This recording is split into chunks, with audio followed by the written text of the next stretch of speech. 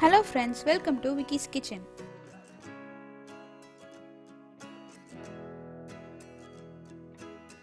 இன்னும் நீங்க என் சேனலுக்கு சப்ஸ்கிரைப் பண்ணலனா மறக்காம சப்ஸ்கிரைப் பண்ணிடுங்க. பக்கத்துல இருக்க பெல் ஐகானை கிளிக் பண்ண மறந்துடாதீங்க. இன்னைக்கு நம்ம ரொம்பவே சுவையான கதம்ப சாம்பார் எப்படி செய்யறதுன்னு பார்க்கலாம். ஒரு கடாயில தேவையான அளவு எண்ணெய் சேர்த்துக்கோங்க. சின்ன வெங்காயம் 8, ஒரு மிளகாய், ஒரு பல்லு பூண்டு, இது மூணுத்தையும் சேர்த்து நல்லா வதக்கிக்கோங்க. இப்போ நம்ம கதம்ப சாம்பாருக்கு தேவையான காயெல்லாம் சேர்த்துடலாம். ஒரு தக்காளி, ஒரு உருளைக்கிழங்கு,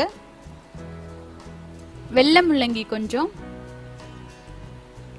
கேரட் கொஞ்சம், பீட்ரூட் கொஞ்சம், அவரைக்காய் கொஞ்சம், கொடமிளகாய் கொஞ்சம், வெண்டைக்காய் கொஞ்சம், முருங்கைக்காய், கொஞ்சமா கருவேப்பிலை. இப்போ இது எல்லாத்தையும் நல்லா வதக்கிக்கோங்க. நான் இந்த வெஜிடபிள்ஸ் யூஸ் பண்ணியிருக்கேன். நீங்க இன்னும் கூட வேற ஏதாவது ஆட் பண்ணிக்கலாம். 2 கத்திரிக்காய், அரை டீஸ்பூன் மஞ்சள்தூள். இப்போ இதை நல்லா மிக்ஸ் பண்ணிக்கோங்க.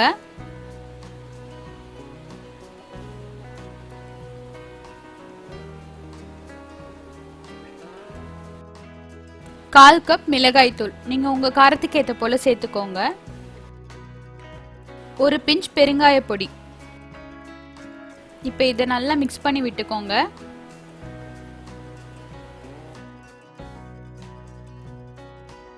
அரை கப் அளவுக்கு தண்ணி சேர்த்துக்கிறேன்.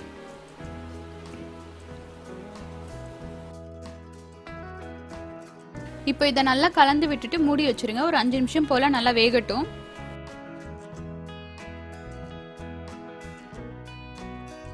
நான் ஏற்கனவே தோரம் பருப்பு வேக வச்சு வச்சிருக்கேன். 1 கப் அளவுக்கு அதை இப்போ உள்ள சேர்த்துக்கிறேன்.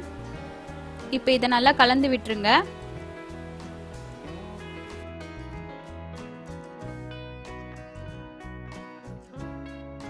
பருப்பு சேர்த்ததுக்கு அப்புறம் மூடி வச்சிருங்க. சாம்பார் ஒரு கொதி வரட்டும். இப்போ நான் 1/4 கப் அளவுக்கு புளி தண்ணி எடுத்து வச்சிருக்கேன். இதுலயே நான் உப்பு சேர்த்துக்கிட்டேன். இப்போ அதை உள்ள சேர்த்துக்கலாம். இதை நல்லா மிக்ஸ் பண்ணி விட்டுருங்க. மூடி வச்சிடுங்க. சாம்பார் 8 ல இருந்து 10 நிமிஷம் போல நல்லா கொதிக்கட்டும். சாம்பார் நல்லா கொதிச்சிருச்சு. இப்போ நான் 4 துண்டு அளவுக்கு மாங்காய் சேர்த்துக்கிறேன். மாங்காய் எப்பவுமே கடைசியா தான் சேர்க்கணும், இல்லைன்னா குழஞ்சிடும். இதை மூடி வச்சுட்டு கடைசியா ஒரு 5 நிமிஷம் போல நல்லா வேக வச்சுக்கலாம். காயெல்லாம் நல்லா வெந்துடுச்சு. அவ்வளோதான், நம்மளுடைய சாம்பார் ரெடி ஆயிடுச்சு. கடைசியா கொத்தமல்லி இலை தூவிக்கிறேன்.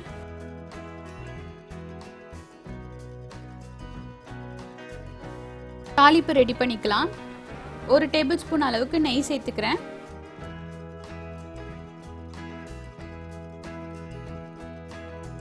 ஒரு டீஸ்பூன் கடுகு, 1 டீஸ்பூன் உளுத்தம் பருப்பு, 2 காஞ்ச மிளகாய், 1 டீஸ்பூன் ஜீரகம்.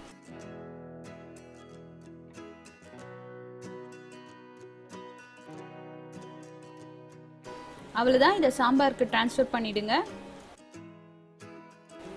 நல்லா மிக்ஸ் பண்ணிக்கோங்க.